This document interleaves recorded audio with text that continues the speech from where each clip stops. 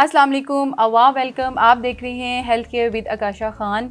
Obesity यानी कि मोटापा, हर दूसरा तीसरा बंदा पाकिस्तान में इस मर्ज़ का शिकार है और बहुत से लोग इस चीज़ को एक्सपीरियंस कर रहे हैं। मोटापा बेसिकली आपके बहुत से प्रॉब्लम्स का क्रिएट करता है, आपके डिफरेंट बॉडी ऑर्गन को प्रॉब्लम उसके लिए डिफ़िकल्टीज क्रिएट करता है। आज हम बात करेंगे कि लीवर पे किस तरह से ये ओबेसिटी इफ़ेक्ट करती है, यानी जो आपके फैट्स होते हैं वो किस किस तरह से उसको आप उसको प्रोटेक्ट करते हैं या उसको किस तरीके से जो है एनालाइज करते हैं। तो आज हम ये सारी डिटेल्स जो हैं मालूम करेंगे। हमारे साथ स्टूडियो में मौजूद हैं डॉक्टर हमजा मुर्तज़ा, जो कि मेयो हॉस्पिटल में अपनी सर्विसेज सर अंजाम दे रहे हैं। उसके साथ ये CMA कॉम्प्लेक्स मेडिकल कॉम्प्लेक्स में भी अपनी सर्विसेज सर अंजाम दे रहे हैं। आइए इनसे बात करते हैं और जानते हैं कि किस तरह से फ़ैट्स हमारे लीवर को अफेक्ट करती है, उसके क्या क्या सिम्टम्स हैं और हमें कौन सी प्रिवेंशन इसके लिए यूज़ करनी चाहिए और ट्रीटमेंट प्लान्स क्या क्या हो सकते हैं। आइए इनसे जानते हैं।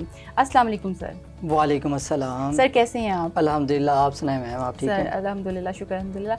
सर बताइए कि सबसे पहले फैटी लीवर मैंने टर्म यूज़ की है, तो ये होती क्या है बेसिकली, हमें ये बताएं। फैटी लीवर हमें तब से पता चल रहा है कि लीवर के हमारे इर्द गिर्द फैट का इकट्ठा हो जाना, ठीक है, ये एक मेडिकल कंडीशन है।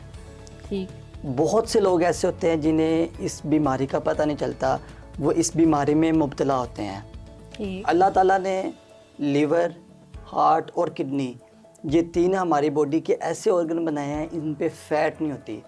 अगर इन ऑर्गन पे फैट आएगी, इसका मतलब कि ये हमारी सेहत के लिए अच्छा नहीं है। ये जो फैटी लीवर जो कंडीशन है ना, ये डायरेक्टली हमारी लाइफस्टाइल से भी रिलेट करती है। अच्छा। यानी कि इसमें यह है कि हम खुद भी इस बीमारी के ज़िम्मेदार हैं। मोस्ट कॉमन जो हमारी डिजीज़ हम जो डेली लाइफ में देखते हैं, एक तो आपने बताइए मोटापा, बिल्कुल। फर्स्ट ऑफ ऑल ओबेसिटी, जी। Secondly hypertension, baby. Thirdly diabetes mellitus जिसको हम शुगर कहते हैं, जो फोर्थ है वो है कोलेस्ट्रॉल का ब्लड में होना। बिल्कुल। अगर एक पेशेंट जो इन चारों बीमारियों से या फिर इनमें से किसी भी एक बीमारी से सफ़र कर रहा है, तो बहुत ज़्यादा चांसेस है कि वो फैटी लीवर की तरफ जाएगा, क्योंकि ये सारी बीमारियां जो है डायरेक्टली रिलेट कर रही हैं फैटी लीवर के साथ। जितना बंदे का ज़्यादा मोटापा होगा, जितना मोटा होगा, वो उतना ज़्यादा अफेक्ट होगा। चर्बी जिस समय बढ़ेगी, ऑब्वियसली वो चर्बी लीवर की तरफ भी जाएगी। जब बंदा मोटापे की तरफ जाता है, मोटापा क्या करती है, हाइपरटेंशन को भी काज करती है। बिल्कुल बिल्कुल। फिर आगे वो शुगर को भी काज करती है। फिर उसमें क्या होता है, उसी की वजह से जो फैट हमारे बॉडी में एक्सेसिव फैट हो जाती है, वो फैट फिर कोलेस्ट्रॉल का लेवल भी बढ़ जाता है। वो कोलेस्ट्रॉल क्या होता है, वो हमारे लीवर के इर्द गिर्द, वो हमारे जो लीवर के सेल्स होते हैं, जिन्हें हम कहते हैं नॉर्मल सेल्स को, जो लीवर के सेल्स होते हैं हम उन्हें कहते हैं हिपेटोसाइट्स। सेल्स होते हैं ना लीवर के, जो नॉर्मल सेल्स होते हैं, उसमें वो फैट जाके एक्यूमुलेट होने लग जाती है। अब वो जो नॉर्मल सेल्स होते हैं वो क्या हो जाते हैं, स्वेल हो जाते हैं। उससे क्या होता है, लीवर के अंदर इन्फ्लेमेशन स्टार्ट हो जाती है।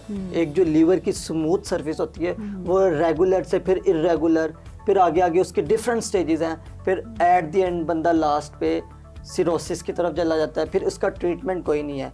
फिर एट द एंड वो ये है कि ट्रांसप्लांट की तरफ जाता है पेशेंट, लीवर ट्रांसप्लांट की तरफ पेशेंट चला जाता है। मुझे ये बताइएगा कि इसके सिम्टम्स क्या हैं, हमें कैसे समझ आएगी कि ये क्या इलामात ऐसी आना शुरू हो जाएंगी कि हमें लगेगा कि हमारा लीवर इससे अफेक्ट हो रहा है।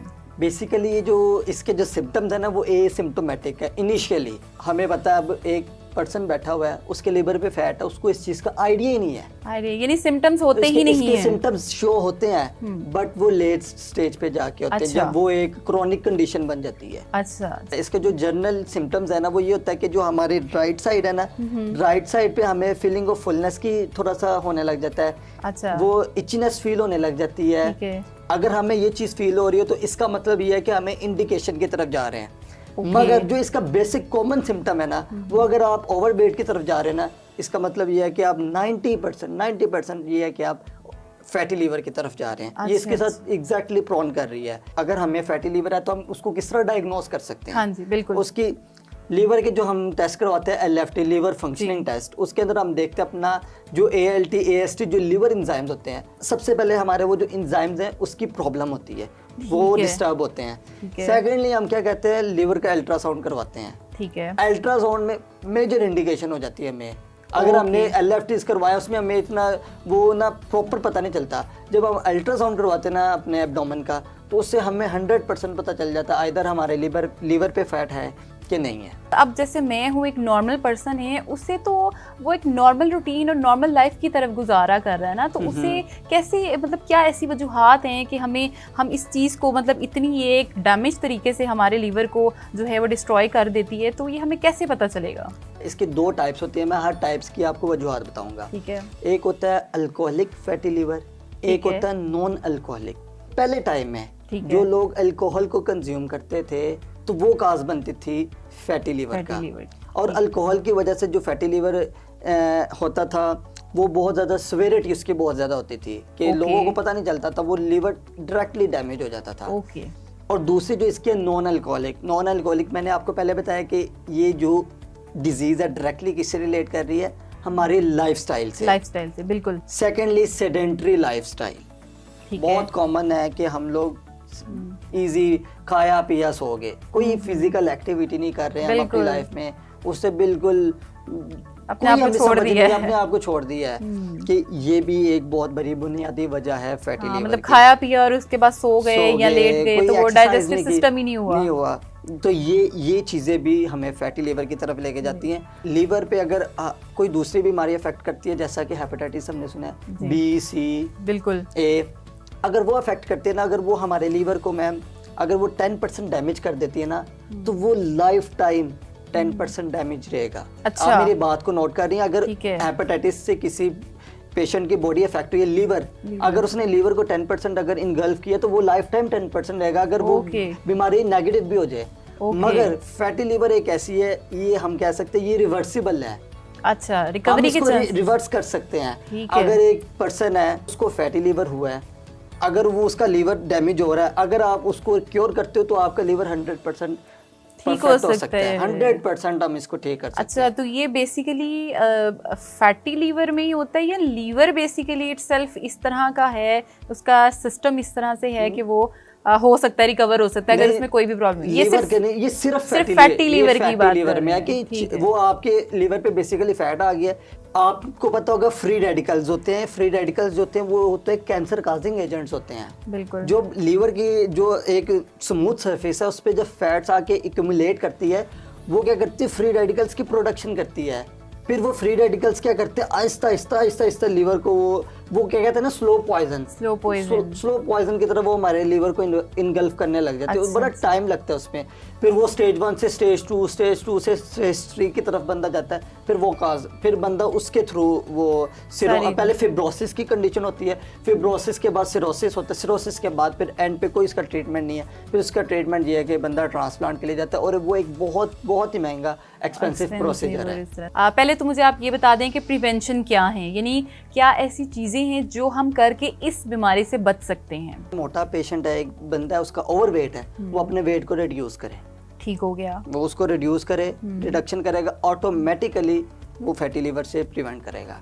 अगर एक पेशेंट है उसका बीपी कंट्रोल नहीं रह रहा, उसको चाहिए वो अपने बीपी को कंट्रोल करे, ठीक हो गया, वो उसको कंट्रोल करेगा, ऑटोमेटिकली वो फैटी लीवर से बचेगा। बिल्कुल ठीक है। ऐसे ही शुगर का जो पेशेंट है वो अपनी शुगर को कंट्रोल करे, वो भी बचेगा। जिसने कोलेस्ट्रॉल ज्यादा ब्लड में, वो उसको कंट्रोल करे, वो भी इससे प्रिवेंट करेगा। जरूरी नहीं है कि ये कंडीशन है, वैसे भी एक नॉर्मल पर्सन है अगर वो फैटी लीवर की तरफ चला गया, वो किस तरह प्रिवेंट करे, उसका यही है कि अगर वो इन केस अगर पूरे दिन में 2000 किलो कैलोरीज का चार्ट ले रहा है, खाना खा रहा है, अच्छा। वो क्या करे, 350 कैलोरीज रिड्यूस कर ले अपनी डाइट में से, वो उन कैलोरीज को रिड्यूस कर ले, वो ऑटोमेटिकली इससे प्रिवेंट करेगा। अच्छा, यानी अपनी डाइट का ख्याल कर ले, तो वो ज्यादा कैलोरीज अगर कम वो रखे, हाँ, तो वो बचत की जा सकती है, तो वो बंदा हेल्दी फैटी लीवर से बच सकता है। जो पहले मैंने बात की ना, जो ट्रांसप्लांट की तरफ, वो एक बहुत लेट स्टेज है। ओके, वो एंड स्टेज है बिल्कुल। एक बंदा अगर फैटी लीवर की तरफ है ना, उसको कोई काफी साल लगते हैं। ओके, ये इतनी जल्दी सडन नहीं होती है, ठीक है, सडन नहीं जाता, बिल्कुल ठीक है, ये आहिस्ता स्लो पॉइजन है, ठीक है, ये आहिस्ता।